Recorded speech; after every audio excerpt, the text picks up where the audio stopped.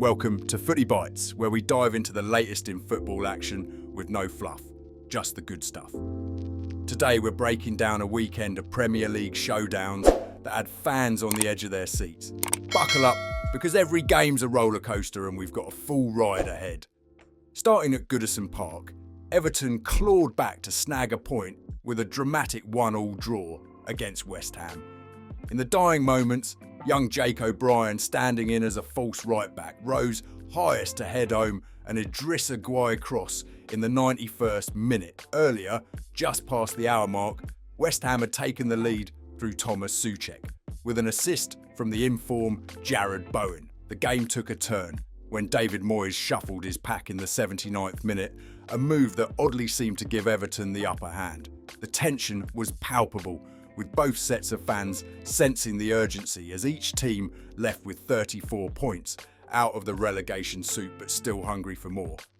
And speaking of hunger, Carlos Alcaraz will be ruining his missed chance in the 95th, which could have snatched it for the Toffees. West Ham's game plan was clear: hit on the break and let loose from distance.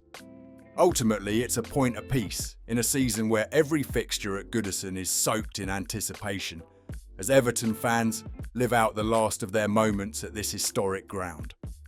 Now we shift to the bustling Etihad, where Manchester City and Brighton served up a spicy 2-2 stalemate. City's Haaland hammered home from the spot in the 11th minute, then Omar Marmoush doubled the delight just before the break. Brighton weren't just there to admire the cityscape. They punched back, with Pervis Estupiñán bending a free kick beyond the wall, followed by an own goal courtesy of Abdulkadir Kusanov. City's decision to rest stars like Foden and De Bruyne raised eyebrows, but Guardiola stood firm, calling the remaining fixtures 9 finals. It was Brighton's first ever point at this venue, a testament to their grit, but also a glance at City's occasional lack of cutting edge this term. In the end, this game was a microcosm of the season. City's geometry versus Brighton's hustle, with neither side able to land the knockout blow. Over at St Mary's, it was a tale of two halves, with Wolves edging Southampton 2-1. Jorgen Strand Larsen was the man of the hour, heading in early and drilling a second shortly after half-time. Southampton managed to pull one back through towering Paul Onuachu in the 75th, but chasing the game only echoed their chasing of form. The Saints haven't tasted victory since February's first blush, leaving them languishing at the league's base. Pereira was all praise for Larsen, while Juric's substitution gambit didn't pay off, earning boos from the home supporters. Wolves' steely defence withstood the late barrage, leaving Southampton to reflect on a tough season where every point is precious in their fight to avoid an infamous record low. Now, let's spin the compass to Suffolk, where Nottingham Forest put Ipswich to the sword 4-2. The Forest fire started with Nikola Milenkovic's 35th minute goal and Anthony Elanga's quick-fire double just minutes later. Ipswich did find a late pair of consolations, but it was too little, too late. Forest's strategy was incisive, exploiting transitions and displaying the malleability of their forward line.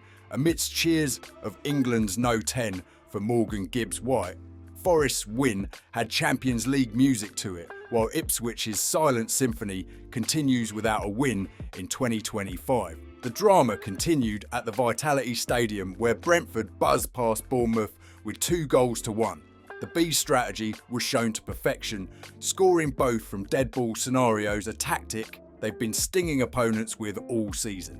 Bournemouth's saving grace was a Brentford own goal, small consolation in a game they struggled to dictate. Thomas Frank's 50th Premier League win puts Brentford among elite company, adding to Bournemouth's woes as they posted their 4th loss in 6. With fatigue biting and an injury list lengthening, Bournemouth are left to ponder their next move on the board as European dreams hang in the balance. Down by the banks of the Thames, Fulham polished off Tottenham 2-0 at Craven Cottage. Rodrigo Muniz opened the scoring late, before the prodigal son Ryan Sessegnon secured victory, marking his first goal at the Cottage since a frigid Boxing Day in 2018. Spurs rotated their ranks after Europa League exertions, and it showed on the pitch. Creativity was in short supply. As Fulham sniff Champions League scents, Tottenham's sights seem set on continental conquest, even at the expense of domestic dominance. At the Emirates, Arsenal edged Chelsea by the slenderest of margins, 1-0 thanks to Mikel Merino's header from a corner. The Gunners ditched the traditional number 9 and reaped rewards with a rearranged attack. Arsenal's first league win in a month rekindled their top-tier dreams, while Chelsea's lack of firepower in front of goal continues to puzzle. Arteta's men may be off the pace, but in the Premier League race, every sprint could see a shift, and this win might just be the starting gun Arsenal needed. And finally, over at the King Power, Manchester United flexed their firepower with a 3-0 win over Leicester City. Rasmus Højlund broke his goal drought, netting in the 30th minute to settle United's nerves. Alejandro Garnacho doubled the lead midway through the second half before Bruno Fernandes put the cherry on top in the 90th. Leicester's night was summed up by Jamie Vardy's phantom goal, rolling the ball into the net during a break in play, only for the celebrations to be cut short. United's defensive resilience was tested when Aidan Heaven limped off early in the second half, but they stood firm.